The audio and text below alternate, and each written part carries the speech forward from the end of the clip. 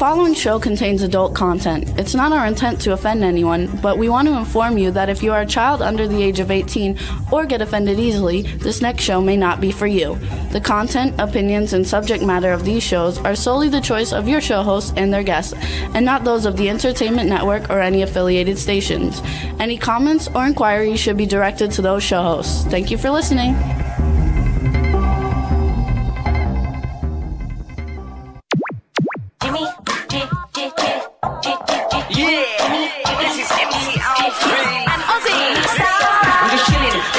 Sitting down and designing, where every man in my thinking, what are we gonna be wearing? Yo, I'm a Liverpool MC, you can't test me, big up the girls inside the party. Let's get down to crazy Jimmy, big up myself and known as Alfie, the one and only, the Turkish MC. Always love the clothes of Jimmy. British, I'm your one I wanna be, Jimmy Star, new celebrity. We'll take you out to Jimmy Star's. Hey ho, what's up everybody? Welcome to the Jimmy Star Show with Ron Russell, bringing you the good times in music, fashion, pop culture, and entertainment. We got a great show for you guys today. We have Tamara Glenn. I always mess it up, you guys. Tamara Glenn coming back again. Our last show with her was fantastic, and we had a great time. And we have Dan Babbitt coming back on, who hasn't been on for a few years, but we recently saw him at an event. So we invited him back on. He's a lot of fun. So it's going to be a great show, and you guys are going to love it. Before we get started, let me introduce my cool, outrageous man about town co-host, Mr. Ron Russell. I'm not speaking to you. I'm very angry with you. I'm mad at you. You know, I think romance is gone from my marriage because I put my glasses on the other day, and Jimmy said I look like who? Idris Apfel. Nice thing to say. And only people watching can see this, so if you're listening, you got to watch the video. I put my glasses down. Well, now I look like her. That's hilarious. So, I mean, I went from Tony Curtis to Iris. Boy, that's a big drop. Cindy Laylight thought it was funny. She's in the chat room. What's up, Cindy? How are Could you imagine Iris? I mean, what is she, 100? I think she's like 100 years old. She has her own Barbie doll. Oh, she does. I mean, that's amazing. So, well, what a compliment. What made you ever think that? Because your hair was all sticking up, and she wears big glasses like that, and you both have super white hair. So I told my daughter Leslie and Deirdre this, and they said, Daddy, for Halloween, you should go as Iris. Once you went as Andy Warhol, now go as Iris. Put lots of bracelets, beads, big red lips, and glasses, and just go. Anyway, the strike is coming. And we're a little upset about it because SAG said that actors are not allowed to work as long as the SAG actors cannot work as long as the strike is going on. Unless they were already signed and have already signed everything and the things are already in filming. position. In other words, they're not going to kill a production. But if it's a henceforth production. So we're scheduled for June 10th to do Death House, which I'm excited about. You know that. But now if the strike is going to last a long time, it might mess things up for us on really, several between films. COVID, we don't work. Then the strike, we don't work. Then the funding doesn't come through, we don't work. Then the actors are not available, we have to wait for them, so we don't work. Don't be an actor. Anybody that wants to be an actor, you're an idiot. I'm gone. I'm old. I'm finished. I'm finito. But being an actor is waiting. It's all you do is wait for work. You're always looking for work. And then when you get work, you're waiting for work. My mother was right. She said to me, Ronnie, get a job in a union and work for Con Edison because you could be a ditch digger, but you retire at 45 with a pension. My mother had high aspirations for me. I told her I want to be an actress. You know what she said? Oh, yeah, Hollywood's just waiting for you. Well, here I am. So, James, hilarious. What's going on? That's just hilarious. I have somebody who wants the link to see the show because he thought it was on our YouTube channel, and it's not. So I'm going to send whatever that means in Chinese. Or I'm going to send the link to him real quick. And, but anyway, so things are getting we have new news for you. Jimmy and I have finally decided to make a move. And in about a year's time, we're going to go back to the East Coast. And this way we can be bi-coastal, go to work Hollywood, work New York. Reason being, we do the show now from our home. So in New York, we'll have a bigger space So we'll build a studio. We can do our show from our home in the Hamptons. We're moving to the one of the Hamptons on Long Island in New York. Most of the work that we'll be doing is in Atlanta, New Mexico, Georgia, I mean, all over. East Coast is really hot now for making movies. Hollywood is no longer the place that only makes movies. In fact, some of the laws here that the SAG has for people in Hollywood working are a little stringent. If you go 50 miles out of LA proper, you can get away with murder with SAG. So that's what all the producers and filmers are doing now, because working in LA is very costly, difficult getting workers, believe it or not, to get crew, because crew are always running around. They're in Florida, they're in Georgia, they're in Canada. So now we've become no longer Hollywood as we're going to be working everywhere. We'll be working in California. We'll be working in Nevada. So we'll be working all over. We'll be working in Mexico. The reason being that we're going back to Long Island, New York, is because I'm a New Yorker and I miss my friends and I miss my accent and I miss my surroundings. I miss the ocean, and I'm used to being, I was born in Brooklyn, but I grew up the end of my life on Long Island. So I miss the ocean, I miss the beach, I miss the cool weather, I miss Christmas with snow if we ever get it. I just miss a lot of things. And Jimmy is also an East Coaster, but he's from Florida, so he doesn't care. Right? I don't really care. He don't care where he lives. As long as I have good Wi-Fi and we're together, that's all that matters. Home is where we are together. Monsters and I have to have my monsters and my toy collection. And what do they call Pukatoos? Those Pops. Oh, Funko Pops. Oh, Funko Pops. Yeah, I'm really going heavy in the Funko Pops now, you guys. And for my birthday, we're going to go to the Funko Pop Museum, maybe even before my birthday, and we're going to get Funko Pops made of us. Because you can get your own Funko Pops. Could you imagine I'm going to be a Funko Pop? But you know what people are going to say when they see mine? They're going to say, oh, that's Ron Russell's Funko Pop. Yeah. I want to give a shout out to Viral Victor in the chat room. He listens to our show in replays, but he's never watched it. He's in England. Why can't you watch it? He's watching it now for the first time. Oh, he's in the chat room. So I want to say hi. He does a lot of work for me. We're like on website stuff. He's a genius. He's fabulous. So we want to welcome to our audience and into our chat room because he's super cool. And everybody, and Dawn loves our background. This is our old background, you guys, that we used to use, and we stopped using it. But now we're doing it different. So we thought we would go back to it, and maybe the background would be easier and not so confusing with us in the background. So, and he says she loves my shirt and Ron's hair. And Astro's here. Yay, Astro. He's such a ham. I said to him, he's worse than any of the jerks we know in Hollywood that kill for a part in a movie or to be on TV.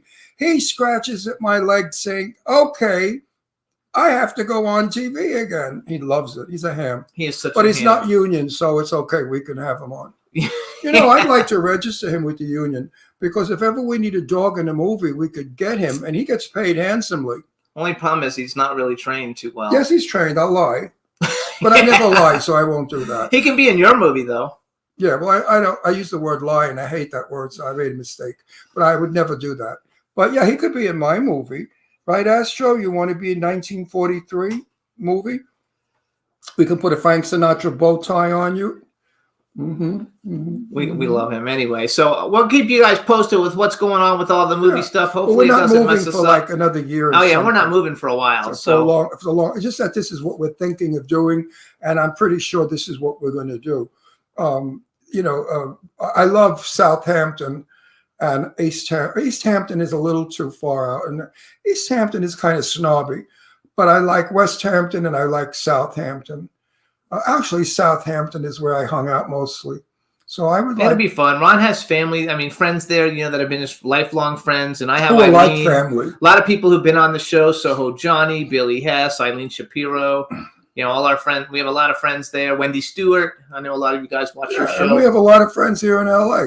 So we will go back and forth and see everybody.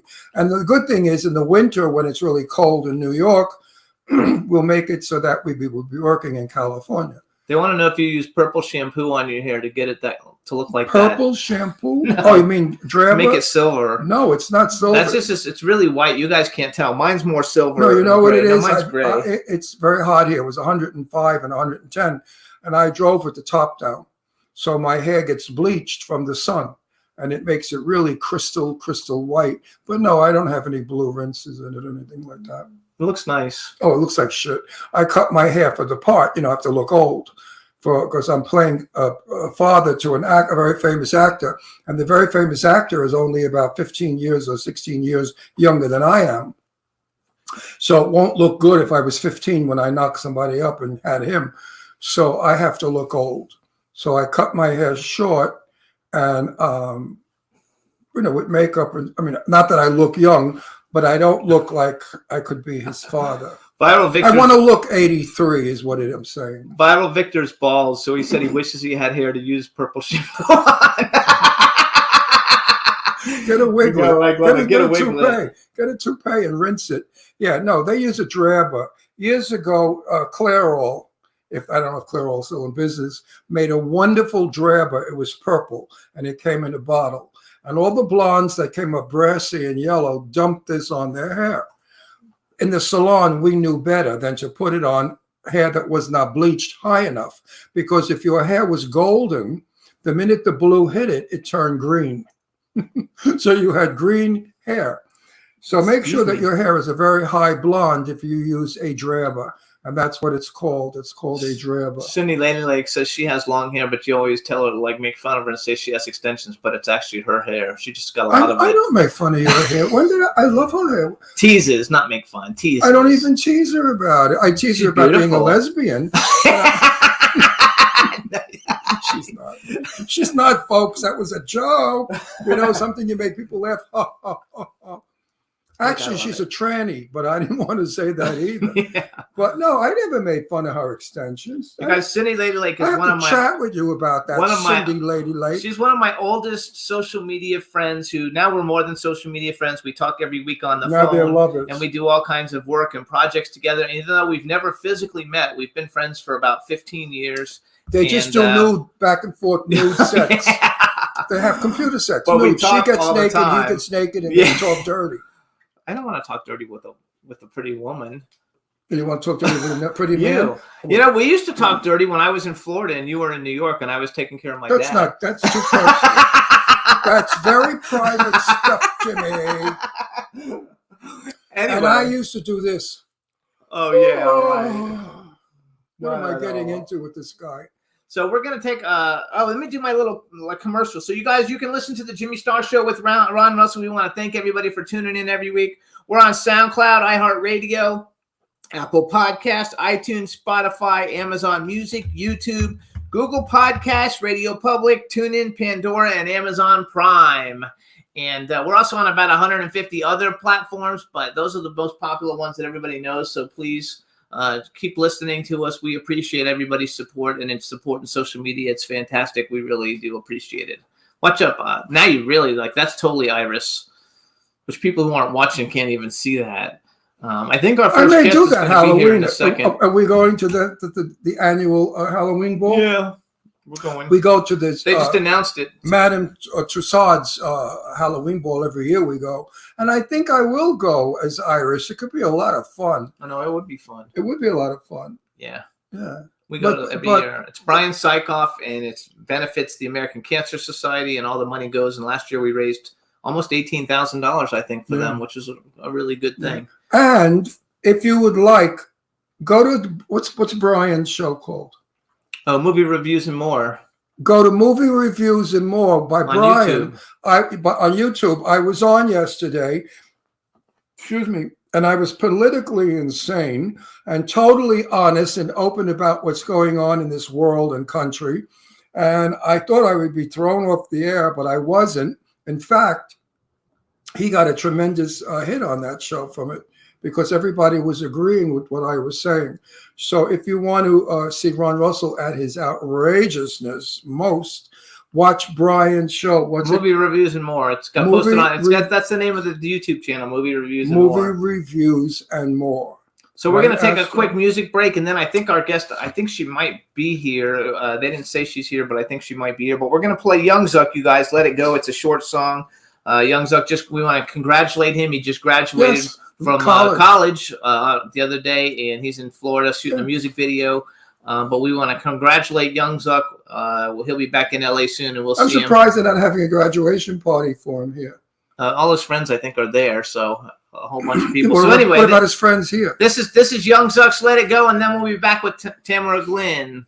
Check it out, everybody. Oh, Astro, I have. Don't tell me let it go.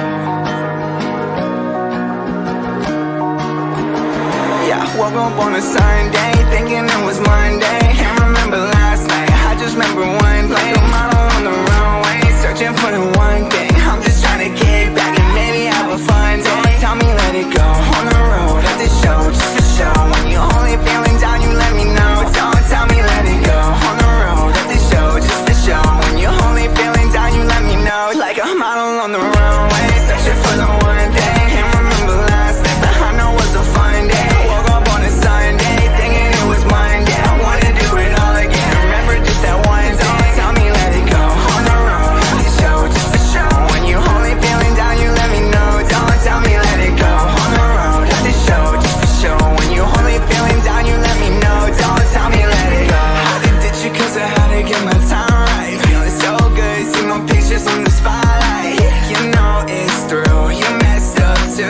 Whenever you call, it's not going through. And now we're rocking at the show up in the nighttime. Feeling so blessed, like an ivy from the lifeline. I'm up past two, I'm all drunk too. And that's just the truth. I woke up on a Sunday, thinking it was Monday. Can't remember last night, I remember one thing. I'm on the runway, searching for the one thing. I'm just trying to kick back and maybe have a fun day. Don't tell me let it go. On the road, at the show, just for show. When you're only feeling down, you let me know. Don't tell me let it go.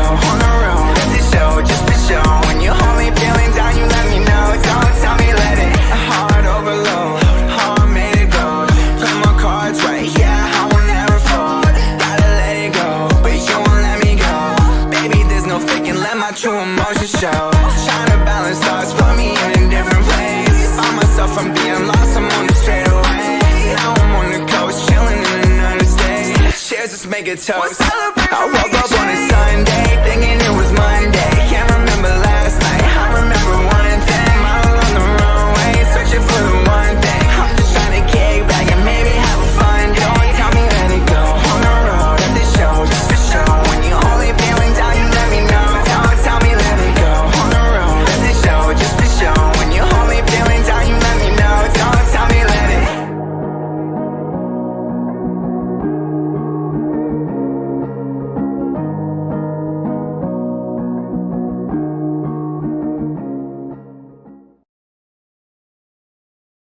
Yay! That was Young Zuck, you guys. Let It Go. His album's going to drop sometime this summer, I think, called Expensive Taste. I've had a preview of it. I've listened to all the songs.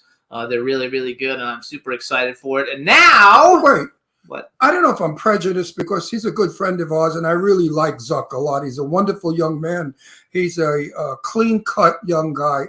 He's not a dopey or a jerk or any of that stupid crap. He's a decent, intelligent, respectable guy with a good talent. I like his music. It's not really rap. It's kind of like nice. It's like pop rap. Yeah, I like it a lot. And I'm not just saying And that. he can sing, too. Some of his new songs have him singing Yeah. in them. And I'm not just saying that because he's a good friend of ours. If he stunk, I would have just said, You wouldn't have said anything Nice. like you always do. I just smiled. Anyway, we're going to bring on our first guest, you guys. Tamara Glynn is coming on. Super excited to see her. We haven't seen her in a while, and she's a fabulous, fabulous talent and a wonderful friend. And so let's get her on here. Hopefully she's there. Hey! Yes, he is. Hi, baby. Say something. Guys, how are you? Oh, we're so good. so happy to be back on your show. Thank you. Thank you so much for having me. And this could not have happened at a more opportune time. So, yeah, thank you. Good, we're going Awesome. to hear all about it, right? We're happy to see everything that's like going on. First off, you already know Ron and Yeah, I don't since you've been introduce me. on. We know Say what's hi up. to the chat room. There's some people. Hi, still- chat room. Hello. All of my love to you guys, and I hope everyone is really. Tamara, No, Tamara. I hope. No, I really hope everyone. I say I Tamara. hope everyone is having a fantastic super day in the land of where the fuck is Waldo that we're all living in. Yes. so I always get your name. I swear to God, I don't know why I always want to say Tamara when it's Tamara. And I like Tamara better.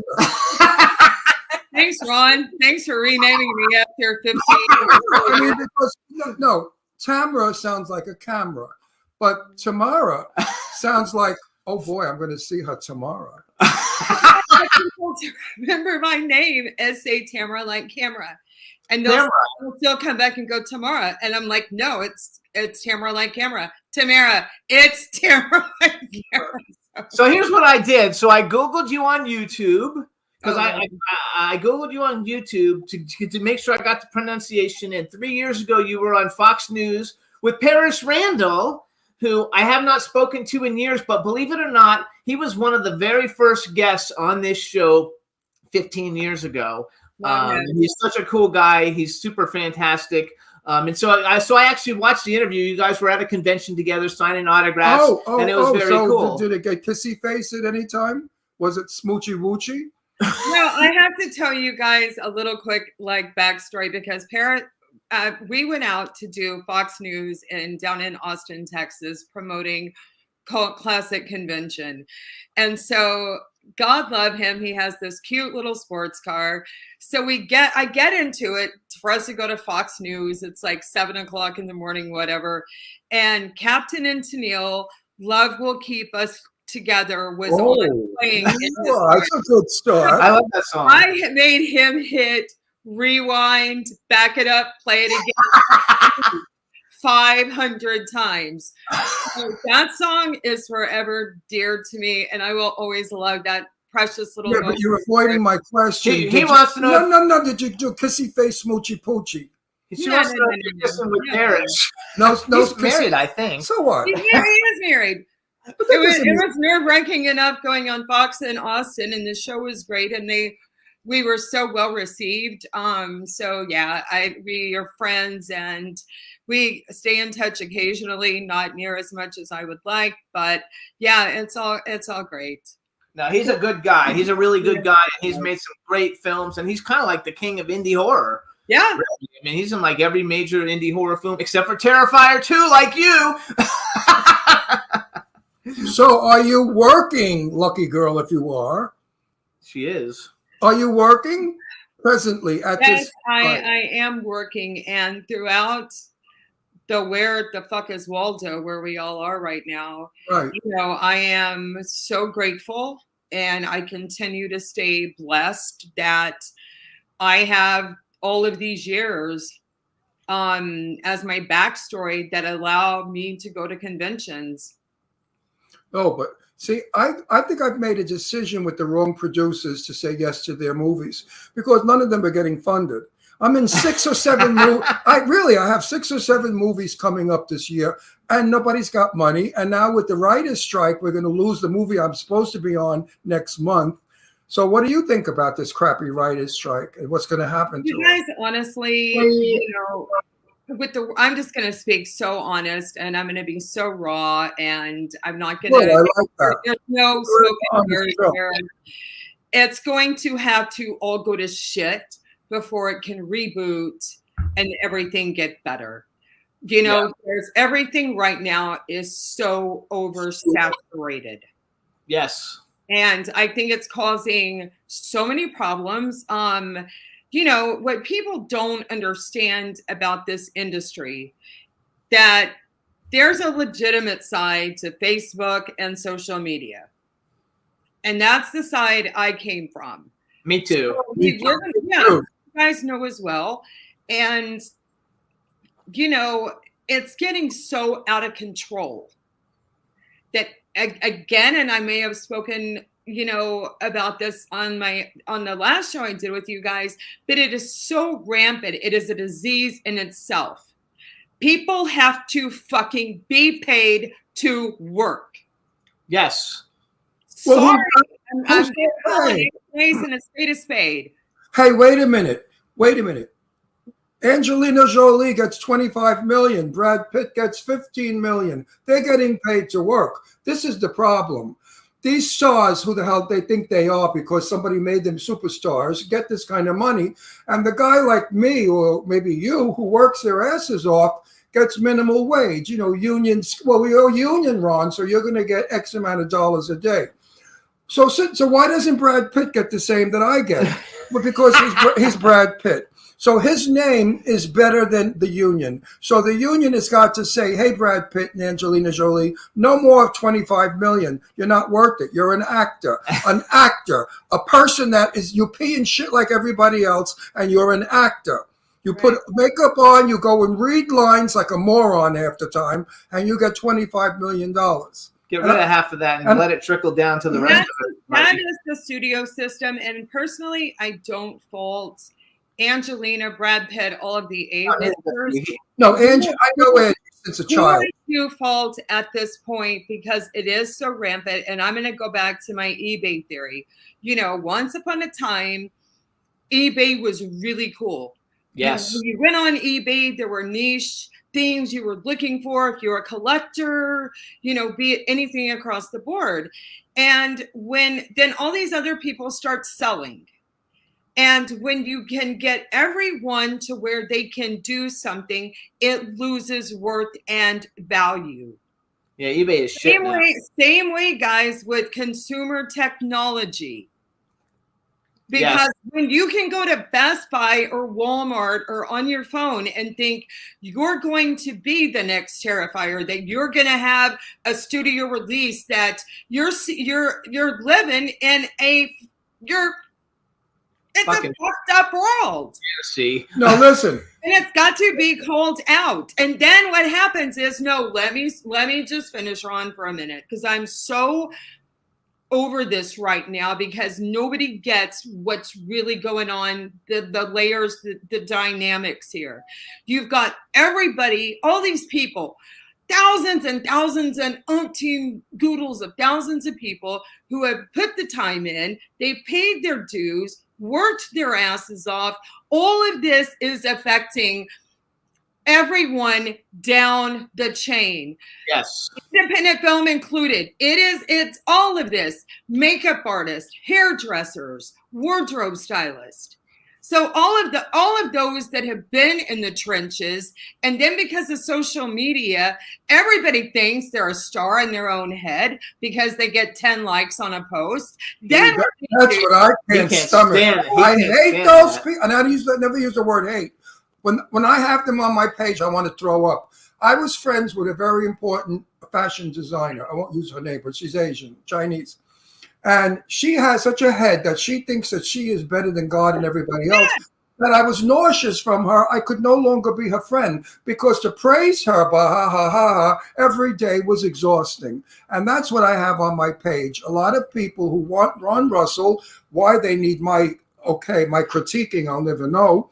But as long as I tell them how fabulous they are, they're there. The minute I don't mention them, they're gone with the wind. They're gone. They're like. So I don't give a shit. I'm glad they're gone because they're not worth it anyway. But I'm so over Facebook. If everyone would get out of their head and go back and show people some fucking respect. Well, let's not go there. Let's go back to Hollywood. Carol Burnett was asked, would you do your show today? And Carol Burnett said we couldn't possibly do it because what the show cost back then, today would be in the many, many, many, many, many millions, and we couldn't get funded. This is the problem today. As long as we have 15 and 20, look at that. What's his name? He got $1 million for 3 minutes, and they put a plug in his ear because he's got Bruce Willis. Bruce Willis. He's gone. You know, he got a half a day, $1 million for half a day. $1 million. Right. Producers cannot produce a film anymore because these stars are getting outrageous amounts of money. If we got those big salaries, indie film, he's talking about us indie producers like me because I produce film, a lot of film. If we got that money and put it towards the film, we would make a better film. All the actors would be paid better, and everybody would be happier. It's not fair to have royalty in Hollywood. Those days, my day. Joan Crawford, Clark Gable, Betty Davis, royalty. They rule the studio in the world. Brad Pitt does not rule anything because as far as I'm concerned, he's not the most handsome man and he's not the best actor. Now, Angelina Jolie, I know since a child. She grew up in my house, as you know. Everybody knows. I won't say a bad word about her. She's a brilliant actress.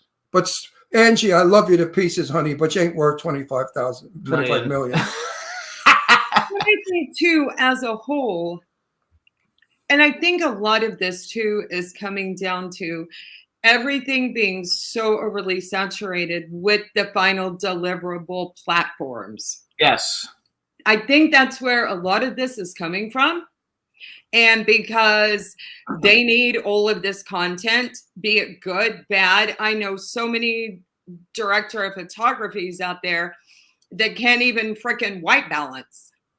But I know writers that are losing writers in Silver Lake. I know two that are losing their houses because they can't get their work. And these are famous writers that have been writing for 20 years. You know, the whole thing with the Writers Guild, they have all these like things that they're trying to get done. But really, the biggest thing that even though it's not number one on the list, what they're really upset about, because I've talked to several of them in the last 2 days, is the fact that they don't get paid for streaming. It's just, they're not getting any money for it. And that's not correct. I don't believe that that's correct. I think that they should have been able to, I mean, it would have been nice if they could find a way to not like, you know, make the whole industry fall apart because of it. But you know, SAG is coming up next, and SAG is going to be SAG's June 1st. They're going to follow. DGA is going to follow. I've got this many residual checks. And I've got a whole stack over there. I know what residual wise I'm making off streaming. And it's nothing, right? I mean, nothing. Well, I'm very happy to get a bubble gum. I mean, I'm happy to get a residual check. I got one for 15 cents for something I did 30 years ago. So they wasted the stamp. I mean, really now. Yeah.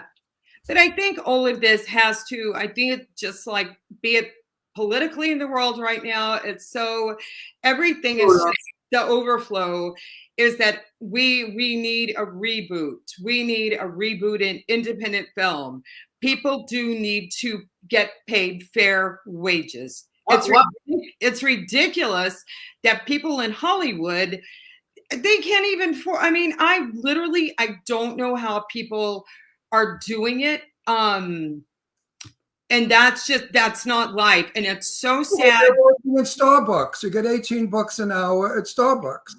And that's more than some make. Listen, I have friends of mine that make these $15 movies, I call them. You know, they're like $20,000. They pay everybody $100. $100. Jimmy and I live in Palm Springs. If they offer me $100, it's that in gas. Cost me that much. So you're working for free. There. So actually, that's another point I want to bring up to you, and I want your opinion on this one. I can't say her name because it'll involve a lot of people, but there's a very famous actress that we're friends with. She's beautiful, and she's blonde, and she's a wonderful actress, and she's a dearest friend. And she just did a movie. The photography was beautiful. Right. The camera was beautiful. The sound was beautiful. The location was beautiful. The acting was atrocious. You know why? Yeah. Because they didn't have the funding. So they let people in for $5,000 each to be an actor. They did Indiegogo There were about 10 people on the set. My friend, who was a professional actress for years, said, Ron, I worked my tits off. She said it was impossible. Impossible because they were so flat and bad. She said they killed everything I tried to do. This has got to stop. That's why we need to get production where they can get funded. I wish they would bring a studio system back where these people can form a studio. All of my friends out there, Joe Kelly and the Mall brothers, all great producers. The fella in what's his name? Anyway, a whole gang of them. I wish they would all consolidate and form a studio. This way they could get funds and bring back the studio system where only professional actors worked under professional conditions. We went to a movie premiere, and I'm not going to mention it because we love the guys, but They had Oh. there was 100 people with one line because each one paid like $1,000, Yeah. you know, to have a line. So there's 100 characters that aren't even needed in the story. I said to Jimmy, You know. I'm going to shoot myself. If I had a gun here, I would do But something. you know what? Those are the ones that I'm literally trying to stay away from because, you know, Yeah. people don't realize. I mean, yes, and do I serve? I mean, currently, yes. You know, I'm working with a few campaigns, but there should be a limit. I personally, as an actress, I don't want to work on any film that has 100 producers, Yeah, 200 producers. When they do give them, when the credits are rolling, you spend more time watching this bullshit, and you're like, wait a minute. Oh my Yes, God. and then all these people that have given $100, $200. Oh my God, now I'm not a school teacher anymore. I'm a movie star. I'm a producer. Knock it the fuck off. I'm done. Listen, I'm 100, so I'm from old Hollywood. I'm I- done. I mean, I'm just y'all. No, I'm used to the Hollywood of 1950s. In 1950, you had one or two producers, and they were never in the movie because they were behind the camera. Today, all these producers are directors, actors, and what? Are you Okay. all right, lines? And So yeah, and this is so this is the world that I feel like we're approaching that scares the shit out of me. So let's do a pay-to-play director. I tell you what, in life, let's go ahead, let's go pay-to-play on everything. Fuck everyone's training. Let's do a pay-to-play pilot. Let's do a pay-to-play surgeon in life. He's so This scary. has to stop. And you know what else? I'm going to open another door for you. Here's a new door for you. I wrote a movie. Takes place 1943. It's about a Jewish woman who's a bookie married to an Italian man who's a loan shark mafia. Okay?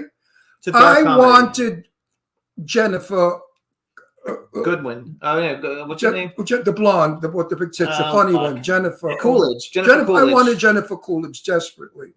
And friends of mine know her personally, so I could go directly to her without a manager ruining it to offer her the part. But I'm told I can't because Jennifer Coolidge is not Jewish.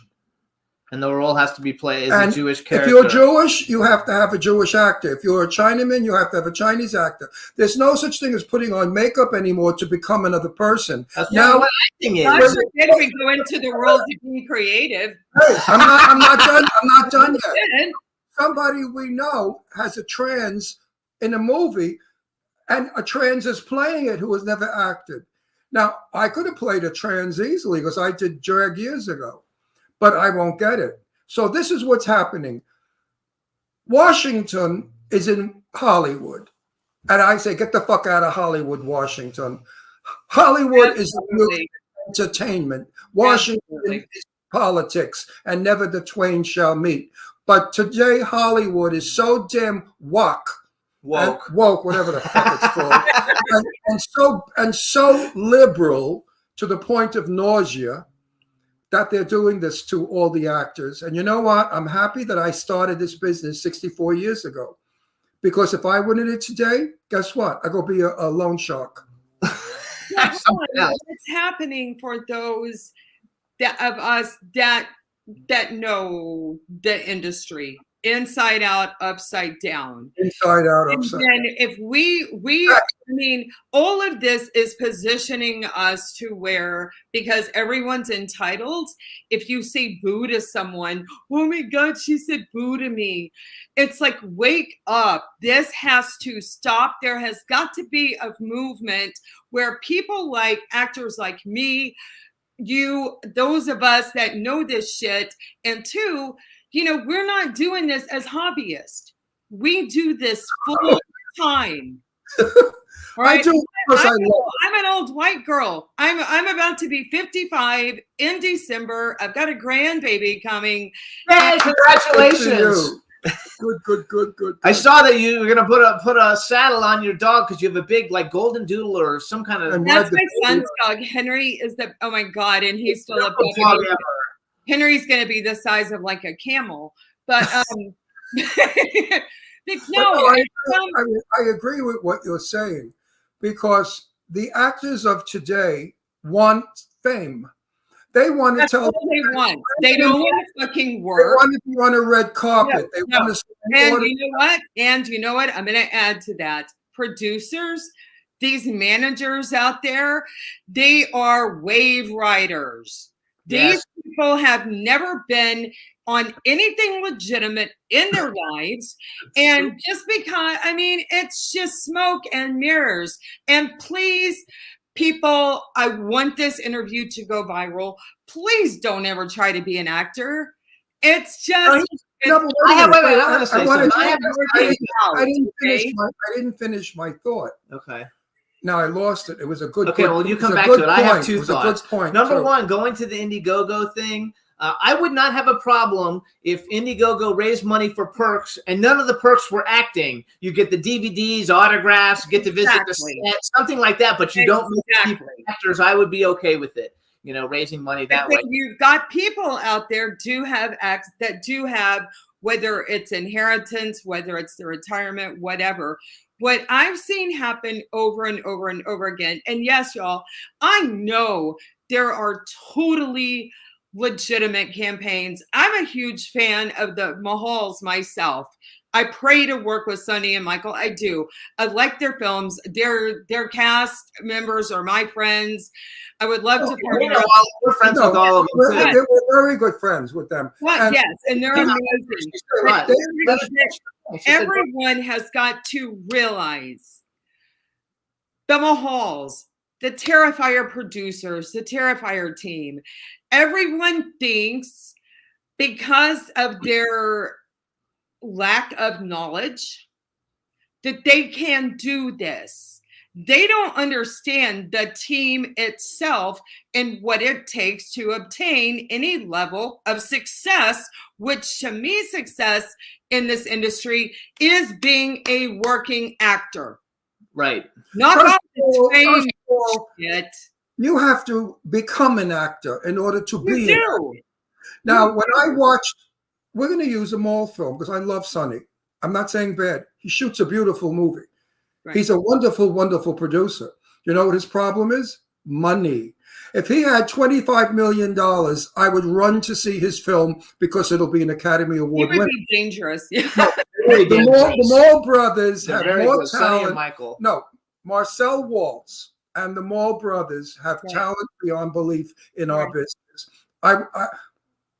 Anyway, they just need money. And if lost they didn't my have, well, if mind. they didn't have to crowdfund the money and they actually Oh, right, had money, right, they right, could right, put right, together a beautiful Now I project. saw their movie Bermuda, June, Bermuda Island. Bermuda Island, and I picked out all the pay by go people. They act like this. They put their arms at their side and they stand there and they say, "Oh, look at that. The sun just came up and now the palm tree is swaying. Oh, me, oh, my. Run. The monsters are coming." I said, I'm going to kill myself. What a wonderful film he was making. And my Sarah French was in it, my darling friend. Right. Who was wonderful in it. Just to look at, and she's a brilliant actress. She's probably one of our best actresses around, if not the best of the young girls, the very young girls.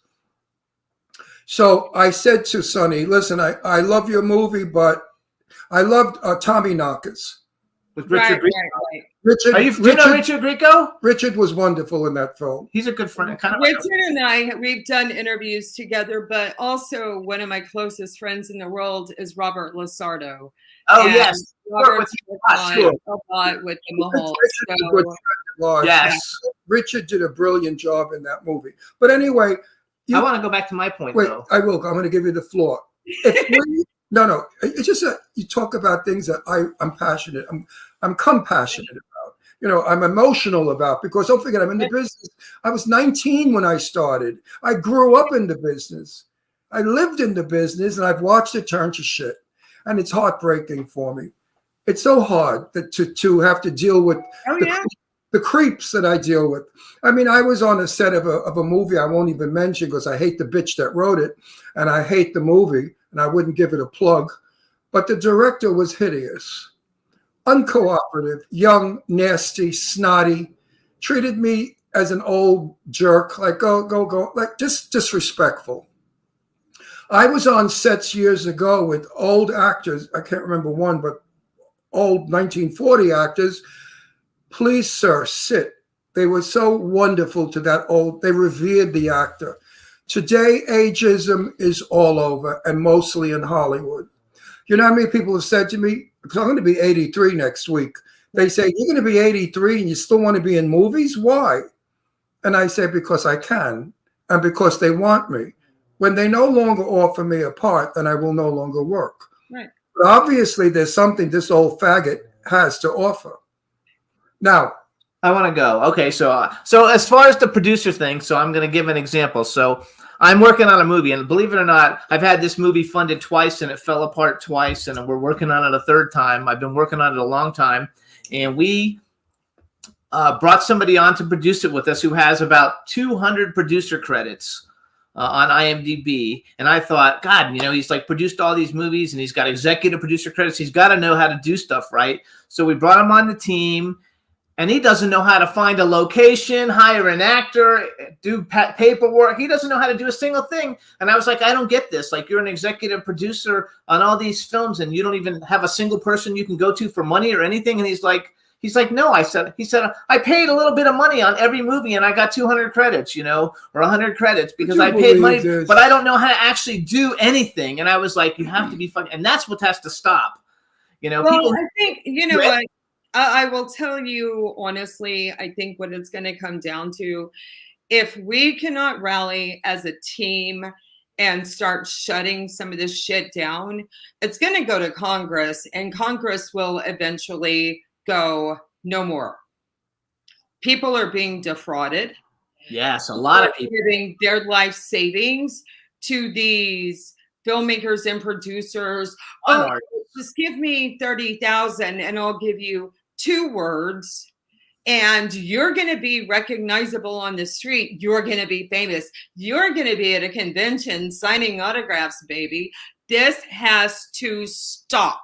Absolutely. They came to him with this mob movie, and they said, you know, do you want to be he thought it was a real thing. And I was like, they want you to pay. I didn't think it was a real thing. I was giving it a chance to see if it was a real thing. You know, you never shoot an opportunity down. If somebody offers something, you listen, and then you say, go fuck yourself. Man, for $10,000, he could be in the movie. Like for $10,000.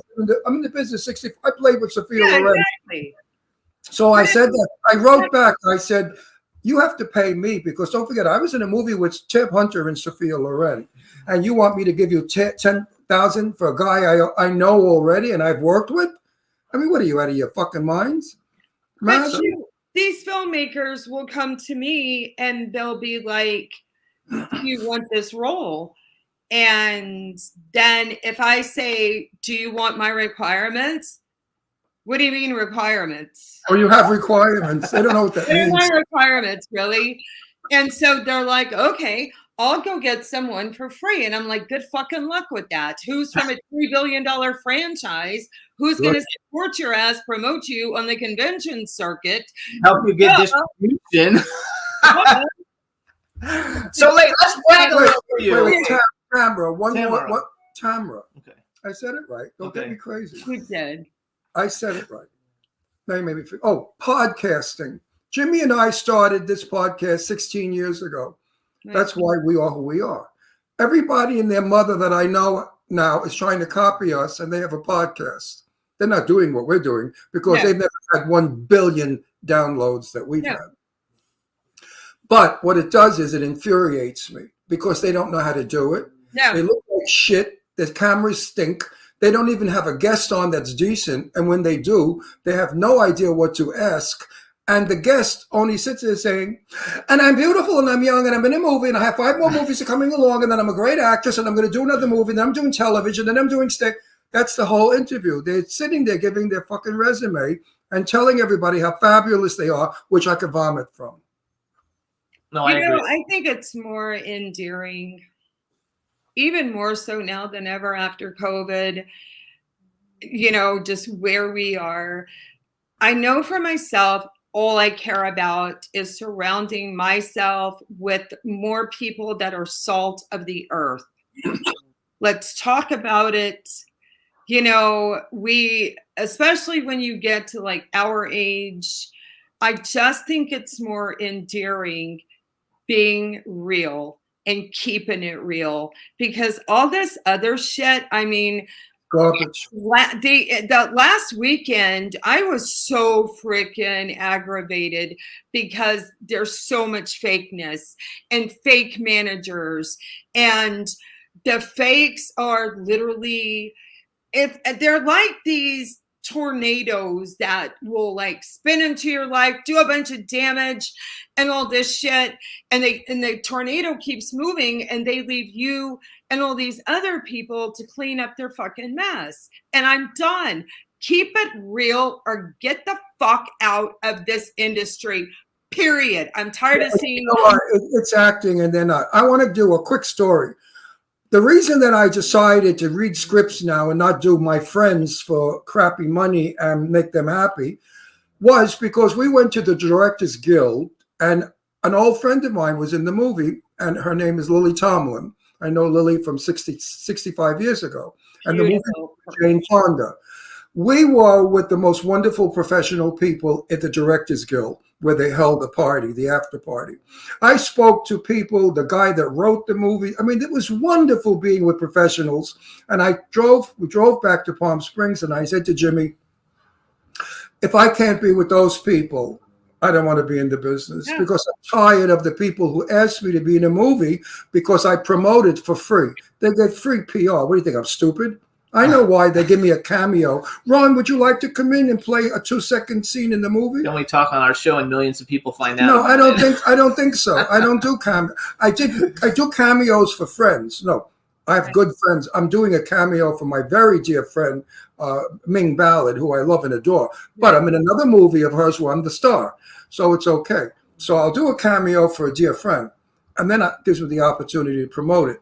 But we're not respected anymore is my problem. As actors, we're not judged on our ability, our last movie, or what we can do on film. Who is this girl? Tamara Glenn. What's a Tamara Glenn? What is she? Where did she come from? What did she do? Did she do porn? Was she a porn star? No, she wasn't. Yeah, maybe if she was a porn star, we could have used her in the movie. Why, she's an actress? What do you mean, like a Betty Davis? Who the fuck needs her? Get rid of her. And that's what they talk about. But this Tamara girl shall work for free. Oh, I want her. Bring her in tomorrow. but have her fly herself out. Have her put herself out. Don't give her a per diem. Yeah, don't. They don't know what per diem is. For 7 days. It ain't happening. They don't know what per diem is. No, but I'm saying, wait a second. I want to. They don't get. And I'll say, but you know, she's been in movies. I don't give a fuck if she's been in movies. She's working for free. Get her. So first of all, I want to do some bragging. First of all, because we didn't do that because we've had you on before and we all know what you've been in. But first of all, you guys, she's been in the biggest like horror franchise ever, Halloween. She was in Halloween 5, which I watched the other day. Return of Michael Myers. It's a great. So she's like an icon in horror, you guys. She also has a small role in Terrifier 2, which I'm not sure, but that might be the most successful independent horror film ever that's just made by like nobody that's not studio backed. And I actually watched it yesterday, and it's a little bit more violent for me, you know, for what I like. But it was a very extremely well movie. It's done extremely well, and the people and that team behind Terrifier, whether that people think they know what they're doing or not, they're like genius. They're marketing geniuses. They know how to put it all together. Can I tell you something? I do have to intervene. So this is the Terrifier backstory going back to 2013. For the first one. This is going back. So the producers of Terrifier, I was the co-founder of a successful international horror thriller sci-fi fantasy film festival here in Arkansas. So the Hot Spring International Film Festival. International Horror Film Festival. I wrote it down. So this is how Terrifier goes. So one night on Facebook Messenger, I get this little message from this kid at the time. His name was Michael Levy. So long story short, they were fans of mine. So much energy in these brothers and their production team. So they had a film that was going to be screening in my festival. So I'm like, you know what? Would y'all be interested in shooting some like B-roll for some marketing for me, all this kind of stuff? They're like, sure. We're going to drive all the way from Staten Island down to Hot Springs, Arkansas. We are all going to have the best time. Going to be the best time ever, Tamara. They walk in the door. Their energy level was anything like I've ever seen in my entire life. So basically, I birthed the producers of Terrifier back in 2013. Awesome. That's the ongoing joke. So when I saw Terrifier, the first one on Netflix, after I sat there for 5 minutes going, what the hell did I just watch? So I called up Michael and I said, listen, I want to be a part of this. I don't know what this looks like, because I knew they were gearing up to start production on, Terrifier 2. And I'm like, I want something in this movie. I mean, it's just because we're like family. They're like little brothers. It made sense. All made perfect sense. So anyways, yeah, I took a cameo, and I never in all of my life thought that cameo, and of course people know him from Halloween, but still, I never thought that cameo would have had as much effect that it's had and been so well received. Oh my God. I mean, Art the Clown has action figures, and like I'm watching them on eBay waiting for one, to get a little bit less expensive, because they're like expensive. They're beautiful. Art the Clown. And you know what? All of those guys are the absolute best. I am so proud of each and every one of them, because you know what? As well as it's done, they are still the salt of the earth. Yeah, they're terrific. And you know what? There's no ego. I'm one of those people who praises all of that. Like I give them total, I know, because I hear a lot of people in the community and everybody's so jealous that they were so successful and how can them, what? They have worked hard, and it wasn't like they made a movie and 2 weeks later it happened. I mean, no. Even the second one, I think it took 3 years, I think I read, for them to make it. I mean, this is like, a labor of love, and I'm so happy for them. And I think one of the guys got signed to William Morris. Damien did. Yeah, Damien Leone got signed to William Morris on the success of it. And you know what? Congratulations to them. It gives everybody something to achieve, like to aspire to be like, to have such great success. You've got to have, anytime a filmmaker take the kind of risk cinematically that Damon, because basically the film reads to me, I'm going to do this my way, my vision, and we're just going to put it out there and see where it goes. And my God, what a beautiful experience. But also the success of that film and Art the Clown Appreciation Society. It's all a reflection on the team. Yes. Oh no, absolutely. I absolutely. They have one hell of a team, and right now in horror independent film, nobody can touch them. But you know what, Tamara, there is no team anymore. I'm in a lot of films, and I don't see the crew as a team. It's nobody talks to anybody. They all, I don't know what they are. They're young jerks or what? What the hell is going on? It's ego. A lot of it's ego, and it's a lot of the filmmakers are bringing on their friends. They're not bringing on experienced people. It's causing a shitload of drama. There's a lot of fraud on some of these sets, and it needs to cease immediately. Years ago, when I was on the set with Rock Hudson, he was so nice to every single person. Right. I so regretted that he never grabbed me and kissed me either, because, he was magnificent. When I got on that set and I went up to him and I said hello to him, and he spoke, his voice was vibrating. He was the most breathtakingly gorgeous man I have ever seen in my life. What a pity that man had to come to such an end, and a sweetie pie. But the crew loved him. Martha Ray, my old friend, we all had a wonderful time on the set. I was just on the set of that crappy movie with the bitch I hate that wrote it. And she was a very dear friend of mine, no longer, by the way. And she was not even nice to me on the set of the movie she wrote that she invited me in as a cameo. Not even nice or respectful, nothing. They change. They get on the set and they become this woke.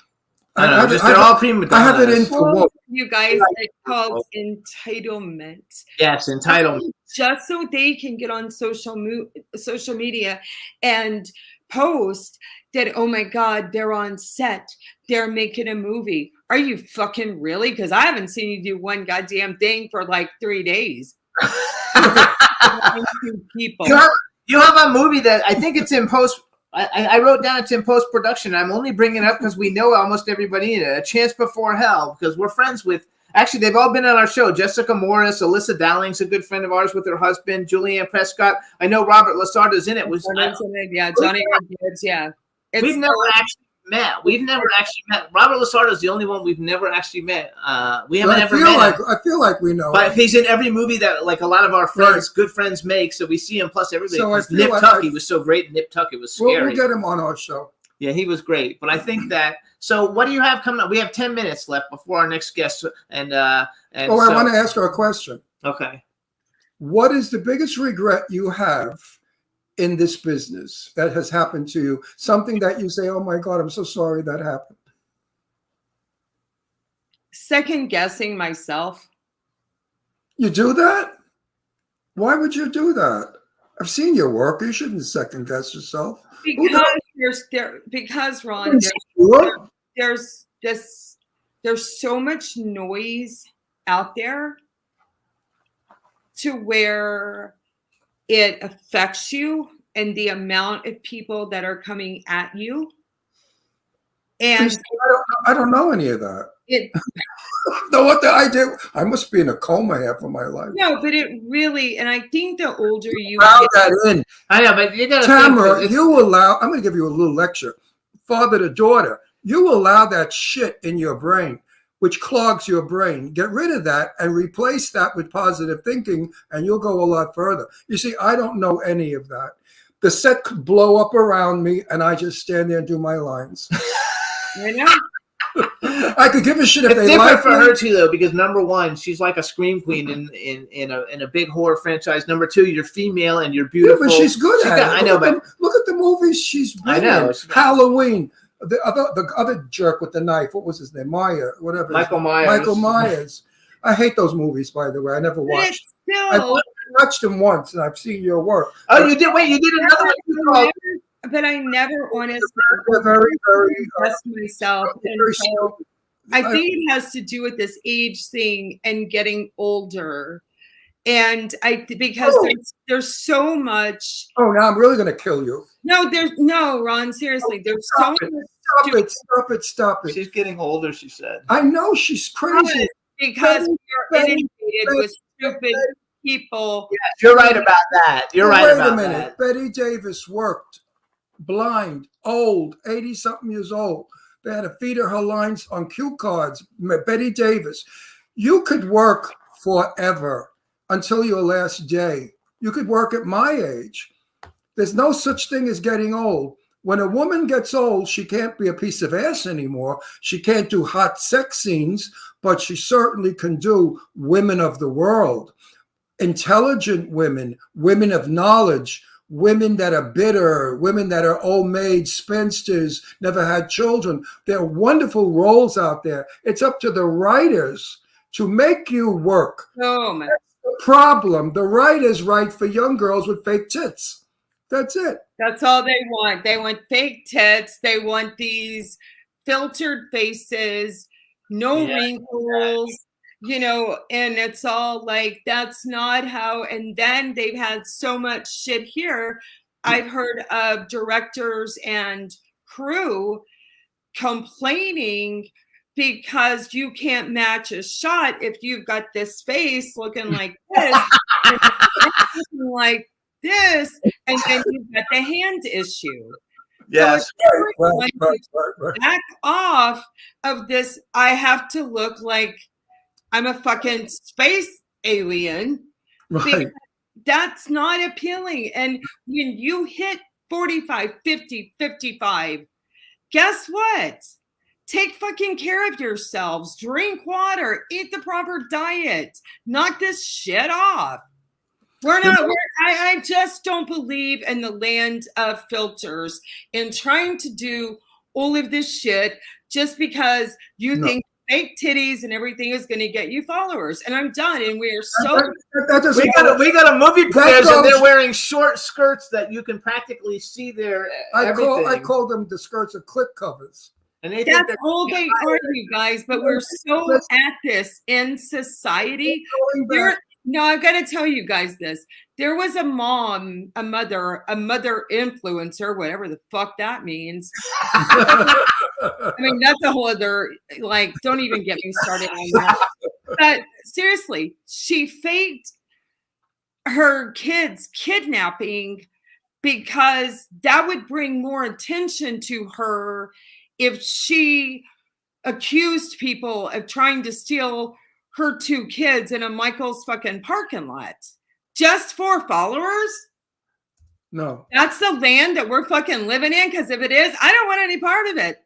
Yeah, that's just crazy. I don't even consider myself, like, I never tell people I'm an influencer. It doesn't say that on it. What is an influencer? It's somebody it's got somebody who's got a big following, or I don't exactly know, but they get paid money or whatever. But like, I have like 1.5 million followers in all the, when you combine all the things, and I don't call myself an influencer. Like, I don't really get the whole thing. It's definitely a thing for young people. I want to mention one other movie, and I don't know if it's coming out yet, just because we've only got. I want to say one thing. Remember one thing. There's Meryl Streep. She's no spring chicken. She's my hero. She's all the way up in the 60s, and I understand. She's my hero. She's not able to memorize lines anymore. Would you believe it? I heard a rumor that she uses a plug.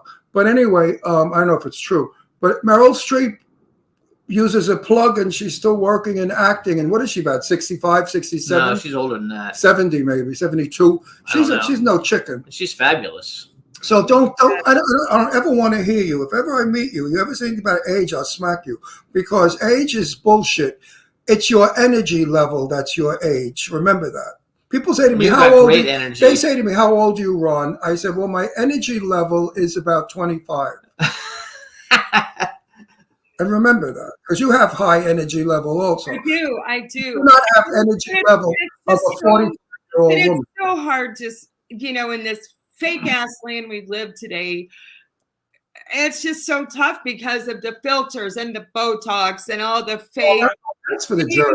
And then there are those of us out there who just want to look as real as we can and let the aging process be so graceful and so beautiful.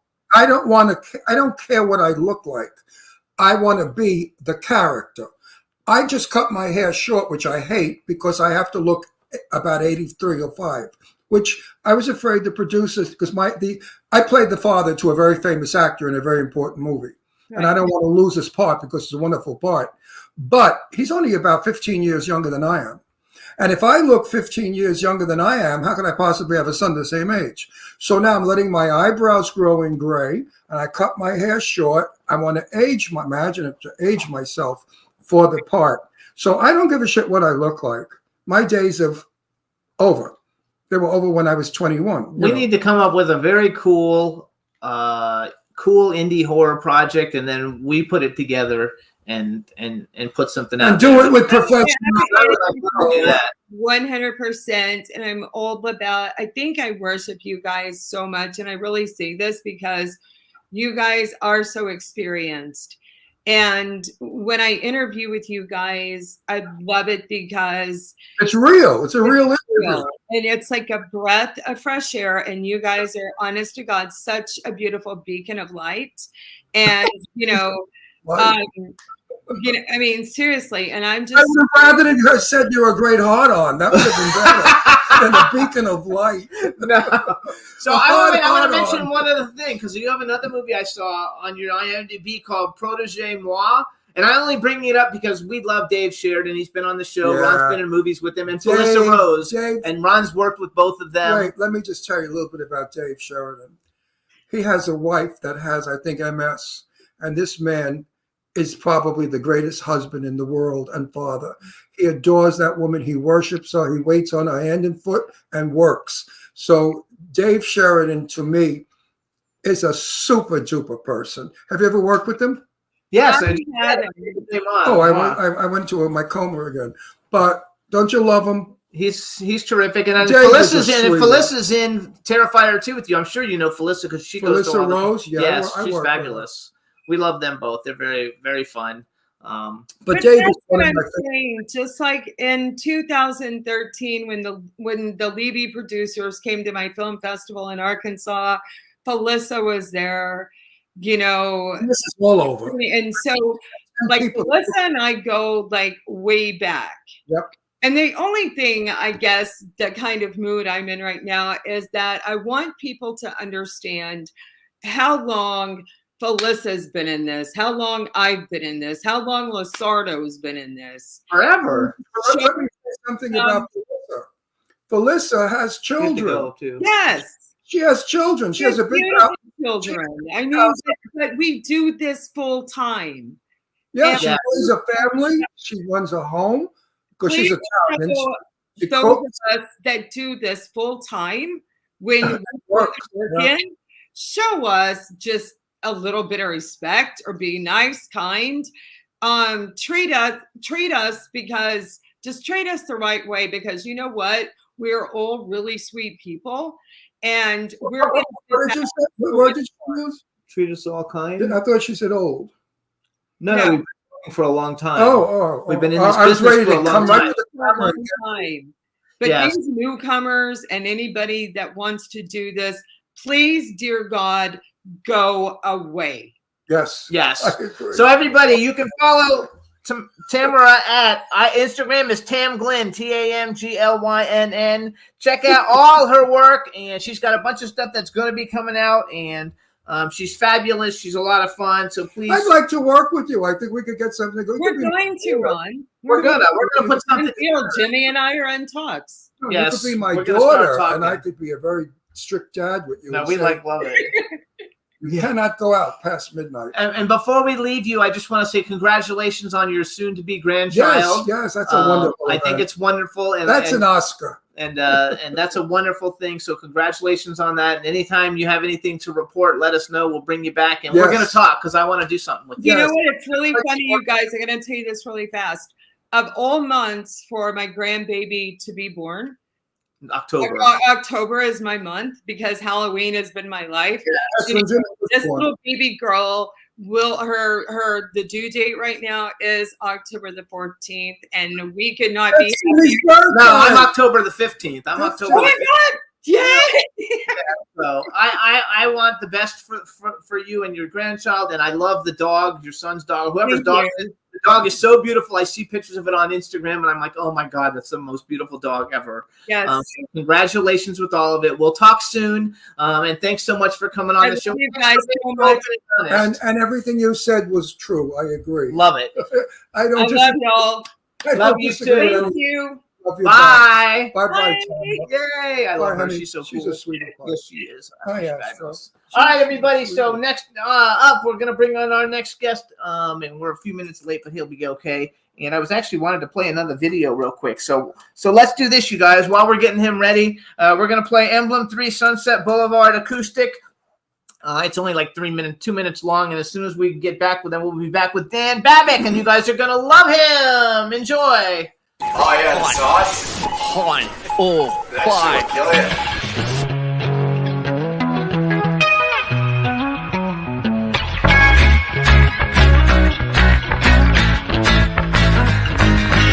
Let's take a trip to Sunset Boulevard in the city of stars. The city of blinding lights and starry eyes. I said, no, welcome to the city of angels. Oh, oh, oh, oh, oh. The city of angels.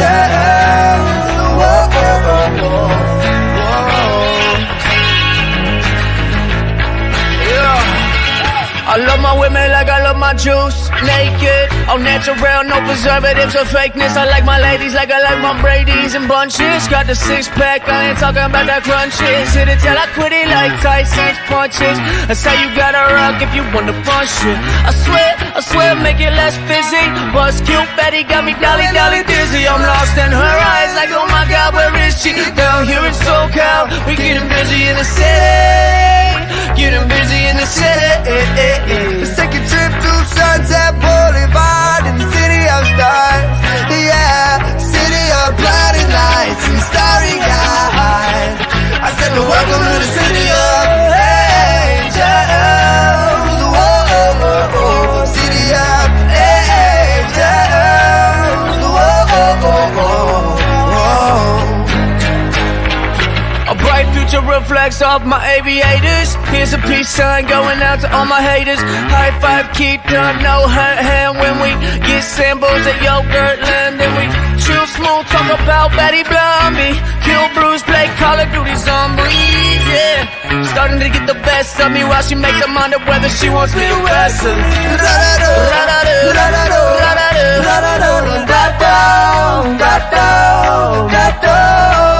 Let's take a trip to Sunset Boulevard in the city of stars. Yeah, city of blinding lights and starry eyes. Welcome to the city of angels. Whoa, city of angels. Whoa.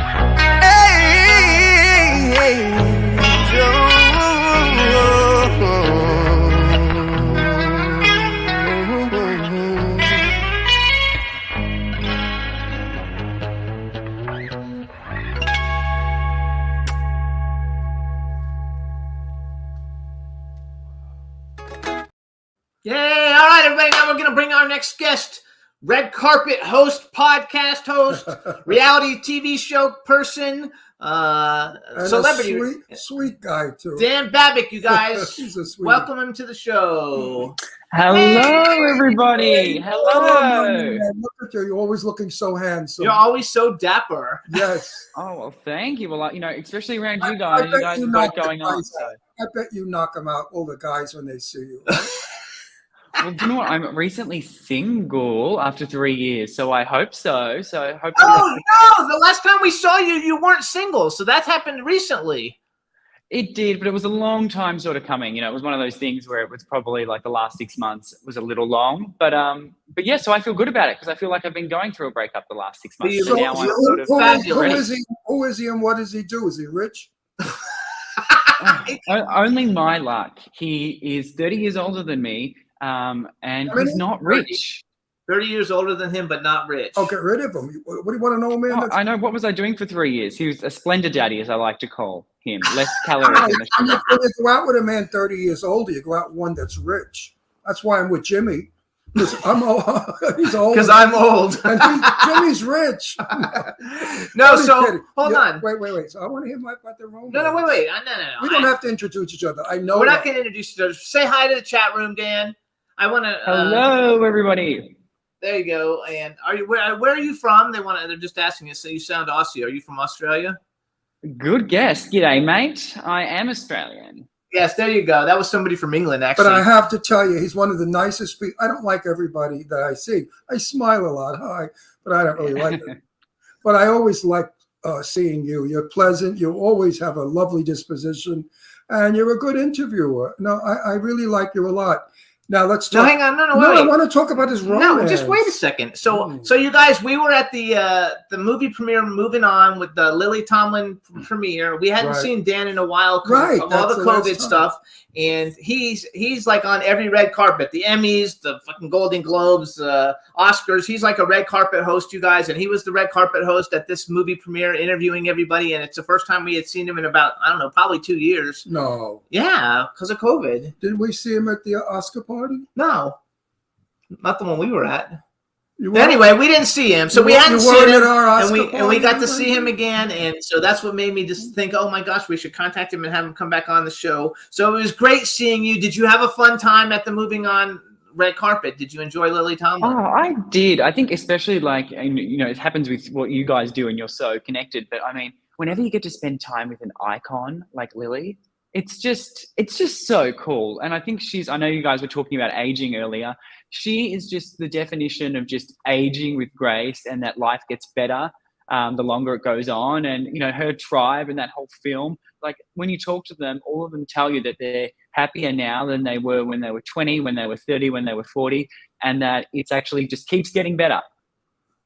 Well, now Lily's out of the closet. You know, I met her, I believed it was Boston, but I don't think so now.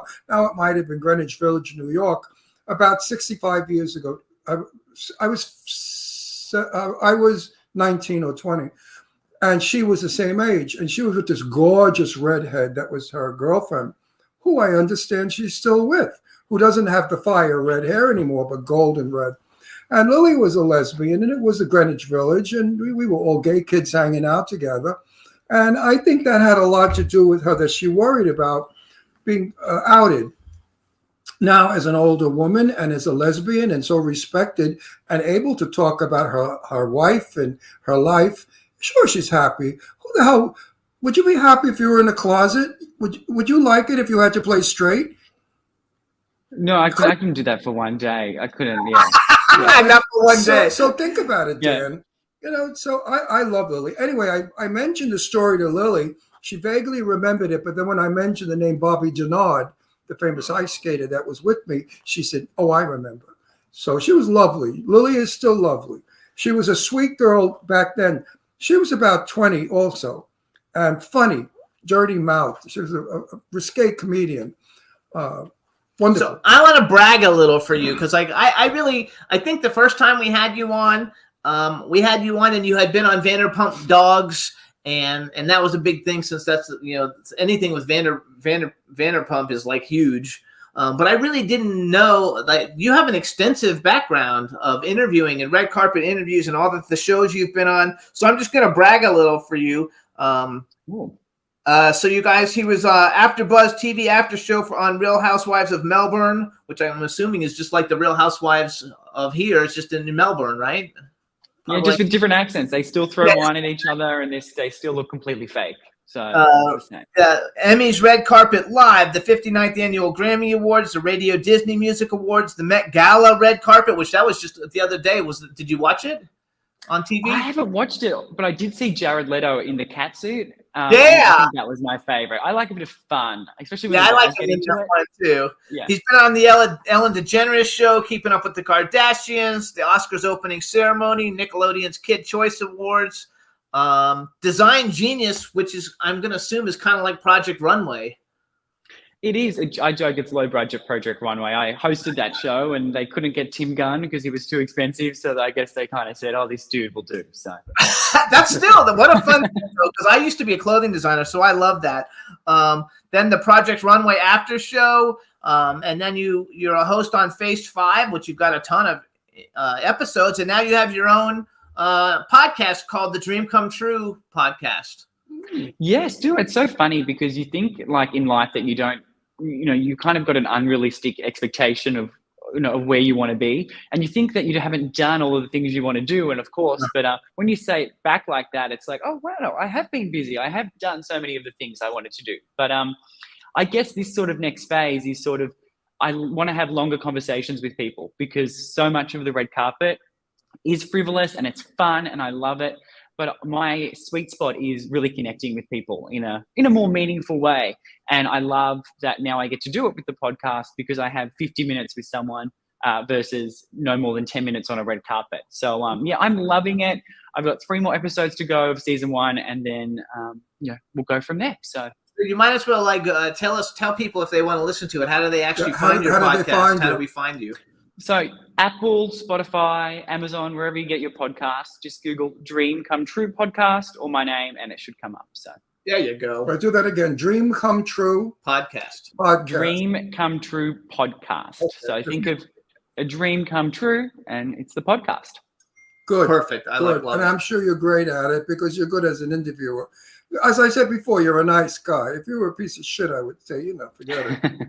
So wait, But you're a let's nice talk guy. interviews. Since you've done a bunch of interviews and we've done a bunch of interviews, who are some of your favorite interviews that you've actually had an opportunity to speak to? Whether it was a long interview or a short interview, who are some of the people that you really like? Do you know what? It's such a shame because my favorite interview for so many years, and it still is my favorite interview, I can't stand the person now. But I hate the person. Caitlyn Jenner. Oh, really? Caitlyn Jenner. But at the time, I interviewed her for like an hour. He still has so he's not a her, he's a him. Yeah. I interviewed her for like an hour, and when she first transitioned and she was first sort of making her public appearances. So, I mean, at that time, she was super down to earth. She was wanting to be a beacon of light for the community. She's not now, but at that time, I just found her story so fascinating and getting to talk to her at that moment in time because she was the most famous person in the world at that time. She was the #1 searched thing on Google. So, being with the most sort of famous person or in the world, in the room, was really interesting. And I think the most interesting thing of all is how normal she was at that time and how it didn't feel like a big deal. It was just a person revealing their story. No, I think that's like cool. Well, you know something, I'm tired of, I did drag for years. I don't know if you remember, I impersonated Jane Russell. Believe it or not, I did look like her back then. And I worked in all the straight clubs for years as a stand-up comic and singer. And I never considered myself a woman. I was a man portraying a woman, dressed as a woman. As long as you have a male jewelry, the jewel box is male, you're a male. So these people that say they're a woman and they dress in drag, no, you're portraying a woman. If you have your dick taken off and a pussy put in, then you're a woman. So where I come from. So let's not make drag queens into trannies because drag is an art, a wonderful art. When a man like me could be, I wish we had my picture here to show you what I look like. I look like Jane Russell, and I sexy. A big guy like me could change. That took hours and hours of machinery and work and facade. That's an art. What I did was an art. I didn't have a beard and put lipstick on and a dress and run out and say I'm a woman. Because, I've been to, my very good friend, Janae Montague King, is a drag queen, and he does Liz Lauren. And he has this Emerald World Ball. I'm sure you must have heard of it, the Emerald Kingdom. Emerald Kingdom. And he made me a duke, and he made Taya Gill the Duchess, and he was the prince and all that crap. And we went to it, and there was a bunch of straight men there with their wives in drag. And they looked like men. They had Popeye muscles. They had beards. They had lipstick on and a crappy wig and a house dress. They couldn't fit in high heels, so they were in women's bedroom slippers. And I thought to Janae, I said, what the hell is this? He said, these are transvestites, men that like to dress as women, but they're not gay. They're straight, and they're married to women. So I think it's time that the media educates the world that there are male illusionists, which I was, an actor who portrays a woman. Then there are transsexuals, like our very dear friend Jennifer, who was a man once, has had the surgery and is now a woman, and she's a lovely person. And then there are straight men who dress in women's panties and bras because they like it. So let's not confuse it and make it one person, because a lot of people say to me now, when they know that I portray Jane, did you ever want to have to change? And I said, go. When I used to go back home after work, I'd get in the shower and I'd look down at the brother and the two sisters, and I'd say, brother and the two sisters, and I would say, hi guys, so good to see you, because I was woman listen. I did a dinner show at 8 and a drink show at 11. I was in drag for all those hours. You get a little nuts. So when I was a guy again, I was so happy. Anyway, That's my point. I needed to get this out there. You agree? Absolutely. And no one's really having that conversation because everyone's just sort of putting it in the one box as one thing. And you know, even, yeah, that's what everyone's doing. So I'm actually glad that, oh, your baby's there. Oh, how's your dog? Oh, you see, where's your baby?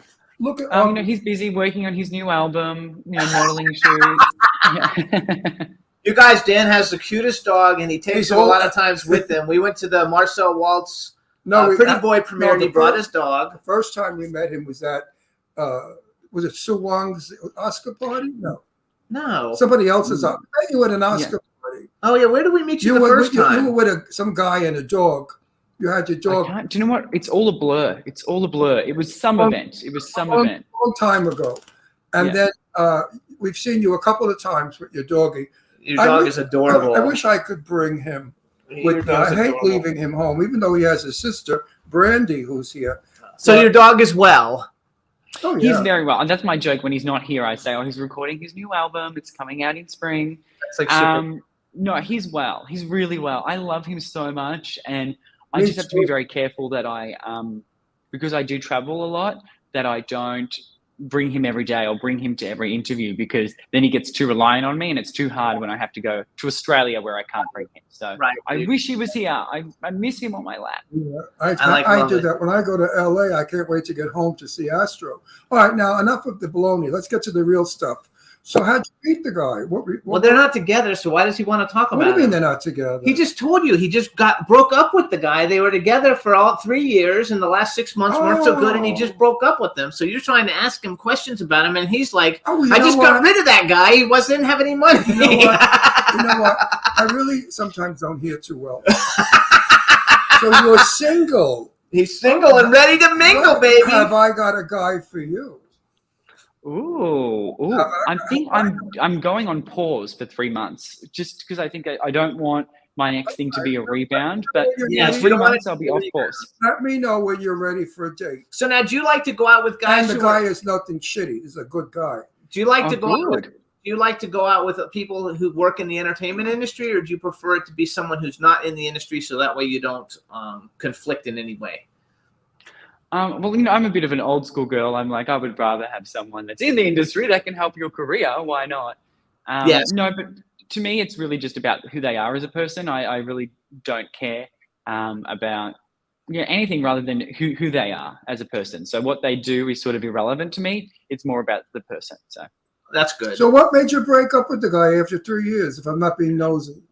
Oh no! Well, do you know what? It's actually, I think sometimes things are a blessing in life, because you know I am Australian, so I'm renewing my visa right now, and it would have been easier to get married. So the question of marriage came up, which made us kind of question our relationship. And he didn't want to get married.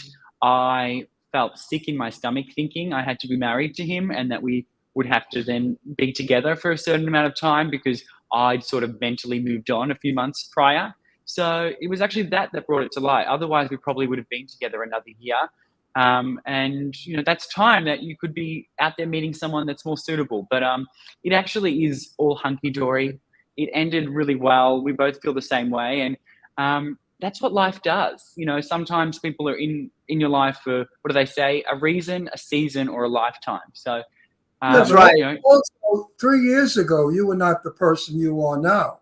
And it's difficult being honest with you, because, you don't offer slippers, a dog at the fireside, and a home-cooked meal. You're a professional. You eat out all the time. You're on the road all the time. And for somebody to keep up with that, that's not in the business, they can't do it. My partner, somebody I went out with for 5 years before I married Jimmy, he was in the gold business, jewelry. They sold gold. Anyway, he had no idea about my profession. And he met Jane Russell for the first time, who was my buddy. And he said to Jane Russell, "Oh, I'm Jewish." So I thought, oh my God. So Jane Russell said, "Oh, that's okay, because Jesus was Jewish also." Yeah. So I thought to myself, this guy is never going to make it in my world, very difficult. He didn't know how to speak or behave with actors or famous people. And I always had Kay Ballard in my house. I had Terry Moore, always the old movie stars of years ago. I wish Jimmy met them. They're all dead now. But anyway. I wish I would have met them. Yeah, so he just couldn't function. So he sat in the corner brooding. And he realized that it wasn't working. And I said to him, no, and I'm not giving up my life, my work. And we just don't have anything in common. So I went with him one time. He rented a hotel room here in Palm Springs where he was buying gold, because that's what he did. He was Gold Guys, the company. And I sat there with him trying to buy gold with him. He fired me. He said, you talk to me. He said, you talk too much and you're not good with numbers. No, you know what it was? Somebody came in with a wonderful piece of silver. And I said, would you really want to sell this? I said, this is really beautiful. I would never sell this if I had it. And the guy said, and that's how come I got fired. So anyway, I want to go back to Dan. All right. But anyway. Yes. So I have a question. So when we met you, I want to finish. Who were you doing? Wait, I want to finish. So, we only have no, 15 wait a minute. So, do you prefer someone in the business? I already asked him that. When did you ask him that? When? He answered the question. He said it would be nice to be somebody who's in the business or somebody who. You know what happens? I try to think of my next question and I'm not listening. Yeah, he's not listening. Tell him to fuck off. Fuck off. Yeah. No, I want to know. And the next time you say, honey, I'm going to say, yeah, you fuck off. Yeah. So when we met you, because what is Phase 5? Is that who you were with when you were on the red carpet, or is that something totally different than when you were on the red carpet? No. So most of my red carpets, I've done all sorts of different outlets, but most of it's with this online platform called Fab TV. But Phase 5 was a thing that I wish worked out. It was from one of the creators of Oprah. And it was after the election where Donald Trump won. And she tried to create a show similar to The View, but for millennials. Kind of, trying to show that it's okay to agree to disagree. Okay. And that's what we aim to do. And, Stedman was involved in the early days. And, I was really excited for it. And I think that's still something that we've got to try and get to in some ways, trying to find agree to disagree, because it's just not something that's viable right now or happens. And it's difficult because everything's so... But she was crazy, the creator, and she was abusing prescription drugs, and it just got to a point where no one wanted to work with her anymore.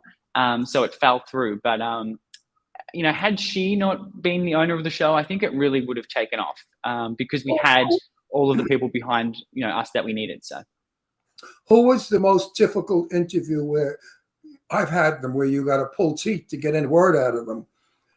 I did Cliff Robertson. And I was talking to Cliff in the interview, So I got annoyed. I said, Cliff, I hear your wife is a bitch.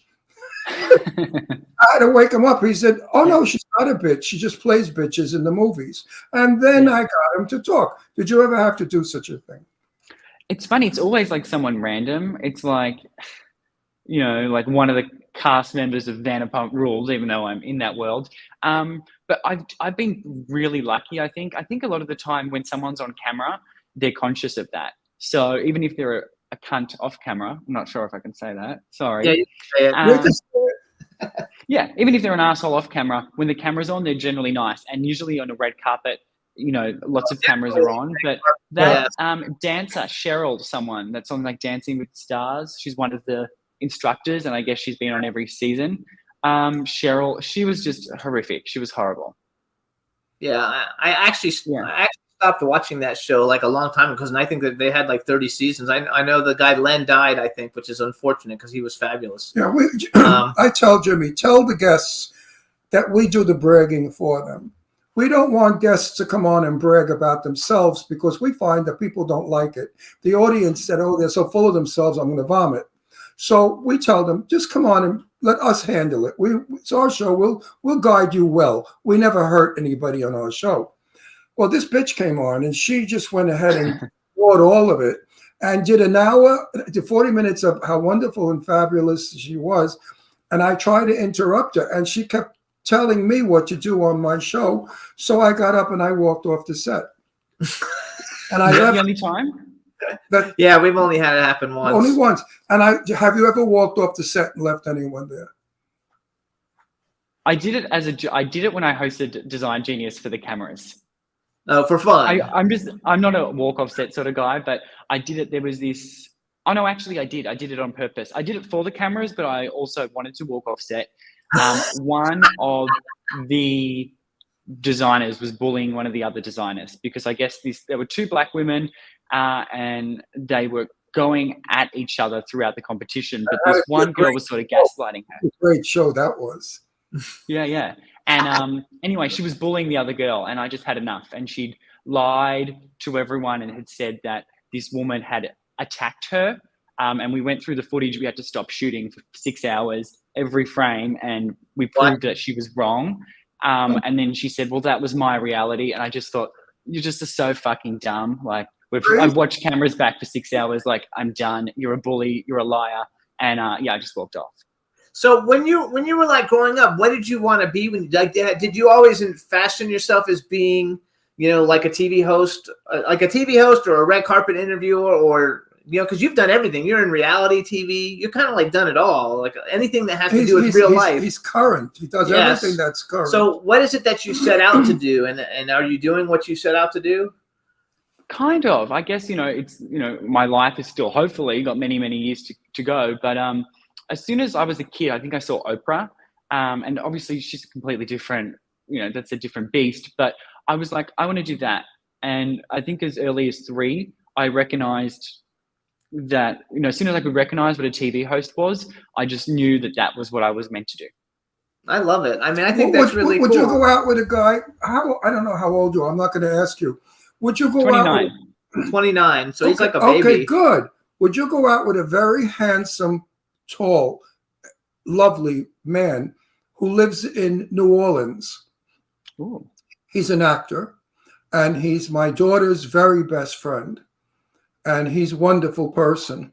I couldn't recommend anyone better. And he came out of a relationship where he was abused and used verbally because the partner was jealous of his work as an actor.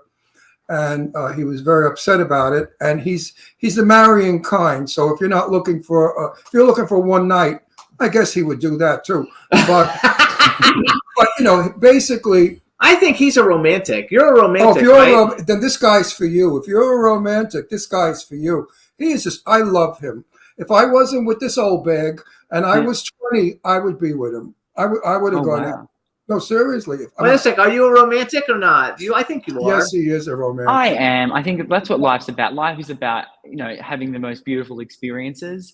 And that's a part of it. It's like, why wouldn't you try and create romance and beautiful experiences between the person you love? Or so let's get You're making a marriage. I know, but I don't want to do that. Wait a minute. So when you're ready, I will call him because he wants to come to LA now anyway for a visit. And then you will meet him.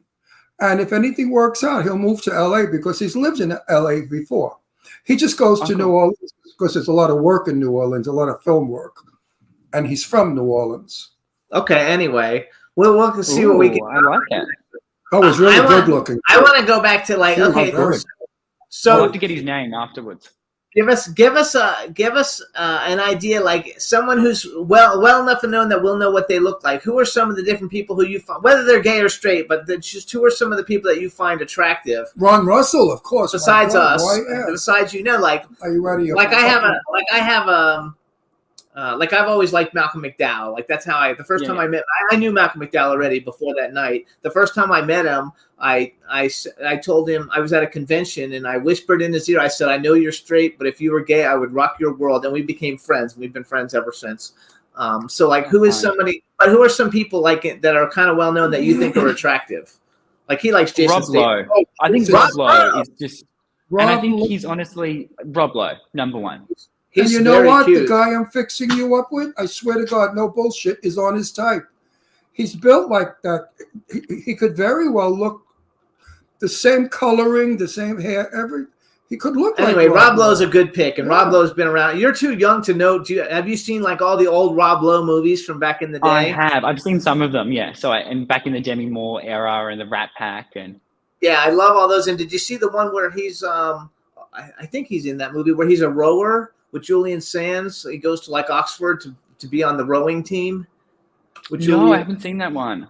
That's a really good one. You have to see that. Okay, so let's move. So let's talk. Also, you know, it's interesting because I have two types. I have Rob Lowe, and then I find The Rock really attractive. Who? Okay, The Rock. The Rock. The Rock. Come on. Dwayne Johnson. Like he's the biggest movie star in the world. He gets like $50 million a movie. The Rock, the really big guy with the big tattoo all The over guy his that chest. was in that. Shazam. I know he was in Black Adam.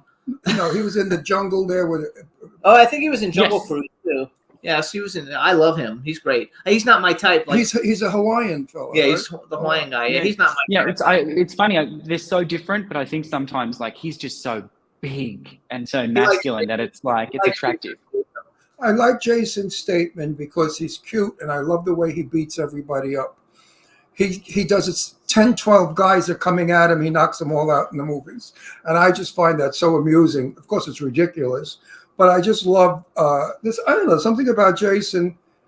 But I always had a thing for English guys anyway. So go to who? Okay, so like interviews. You've interviewed. I mean, you've interviewed a lot of people. I know, just being on all these different red carpets. Who's like someone that you would love to interview that you haven't had a chance to interview, or let's say you're going to book your next huge guest for Dream Come True, your podcast, and it can be anybody living or dead. Who would you want to interview? Ron Russell, of course. No. No, of course, Jimmy Starr and Ron Russell, you know, number one.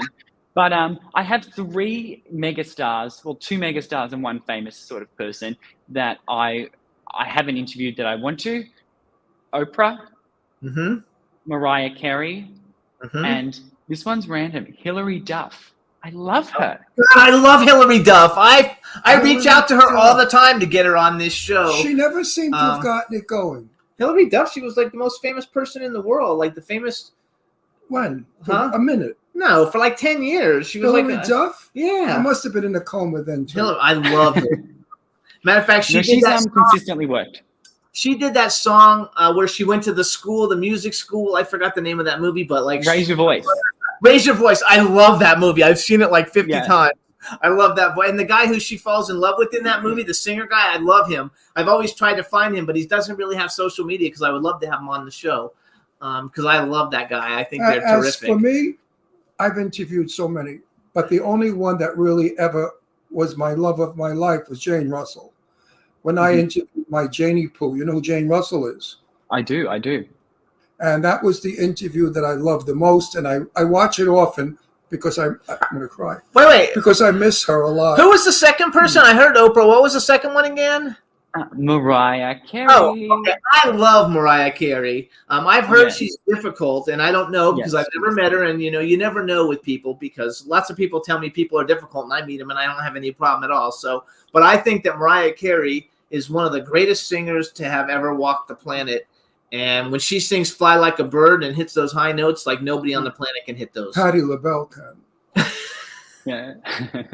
So I agree with you. I would love to interview Mariah Carey. I would love to go see her live in concert too. So where are Yeah, you? she's just got. I saw her at Madison Square Garden at Christmas time, Uh-huh. and she's still like there is something that's like out of this world. That it's almost like she's talking to the angels. Like that frequency of how high she can get. Like she's phenomenal. Apparently, she loves the gays, especially the British and the Yes. Australian gays. So I think I'd have a good time with her because she loves an accent. So Yeah, we had Guy Sebastian on our show. oh, he's huge. He's huge. And Huge. I know that he's really, really big there. It was a long time ago. We had him on the show when he when he did his first tour of the United States after winning Australian Idol or whatever he won. I don't know what he won. Was it Australian Idol or something that he won? Or Yeah, he was the first winner, but he's almost like it's almost like the people that win first, like Kelly Clarkson, have a career for Yeah. life, and then Yeah. everyone else, doesn't have a career at all, for the most part. But he's huge. He's like the biggest pop star in Australia. I love him. Yeah, I want to get a You have little 2 bit. minutes. You have 2 minutes. Oh, I want to get serious for a minute. We have a wonderful friend of ours who is a producer, and he's having difficulty with a green card because he's from Germany. Are you having difficulty getting a green card? And how do you feel about these people just coming into our country without a green card and being given everything. And you people who are valuable people, productive people, working people, are you having difficulty with your green card? Yes, and I've worked here for 10 years. I mean, you've shown my resume. Appalling. And It's appalling. It's appalling. Yeah, and it's so difficult. They make it so hard, and the whole thing is like you're going to mooch off the government in the US. And as much as I love America, if I wanted to mooch off the government, much better to do it in Australia. Free healthcare, like $800 a week, like so much better to mooch off the government if that was my intention. So it's really it's very difficult if you come from a first world country to, From stay in Germany. the US. It's really hard. Really hard. He's one of the best movie directors. It's Marcel on the planet. Marcel Waltz, who is a wonderful, wonderful producer. He does great films. And he has... Oh, he knows Marcel because we invited him to the Pretty Boy. Oh, yes, I know him. I've met him. I know him very well. So, Marcel drives a $140,000 BMW. He lives in a magnificent home. He's productive. His husband is an airline pilot. We only have like a minute. We don't even have a minute. For a we're out of German time. We airline, gotta he go. is financially fit. There's no way he's mooching off the government. But it's okay for these people to come in illegally and mooch off the government. That's okay. But productive people that are working, gotta go. It's not. So you guys Anyway, listen. I first wish of you all, to get a green card if that's what you want. Go. Yes, and I agree with you, Ron. Make We're on sure the you same page. check out the Dream Come True I podcast by would Dan vote for Babick. it. His Instagram is Dan Babick, DanBabic. Any events we have coming up, if anything comes up, I'll make sure, because I just forgot, because we haven't seen you, 'Cause I like to invite seeing you, you. because we love seeing you. Yeah, I And do. and if you got I like anything to that. promote, let us know, and we'll help any way we can. Amazing, guys. And next time Gizmo's coming, I don't care who's in the recording studio. We'll He's come in going a to come couple out. weeks, and we'll do it again. Yeah. All right, Okay, cool. great. Thank you so much, guys. I'll be in Bye. touch with you about the guide. All right. Ooh, yes, I'm interested now. I'm very All right, interested. everybody, thank you We'll so talk much. private. We'll see you guys next week. sounds Thanks, Tamara. Thanks our guests, Take Tamara care, Glenn Danny. and Dan Babick. We'll see you guys next week. Sorry we went over time. Bye. Can turn out to be so wrong. Yeah, we in the mix. Yeah, we in the mix. It's another episode. Here we go. The Jimmy Star Show with Ron Russell. Interviewing the hottest, newest, and truest of today's celebrities. Make sure to subscribe so you can get notified weekly. Jimmy Star, he's the king of cool. Ron Russell, he's a gorgeous dude. Chat room is live and you would be a fool not to vibe with us at the Jimmy Star Show with Ron Russell. Come watch it live on W4CY Radio. Miss some past episodes? Download on iTunes. The Jimmy Star Show with Ron Russell. It's the Jimmy Star Show with Ron Russell.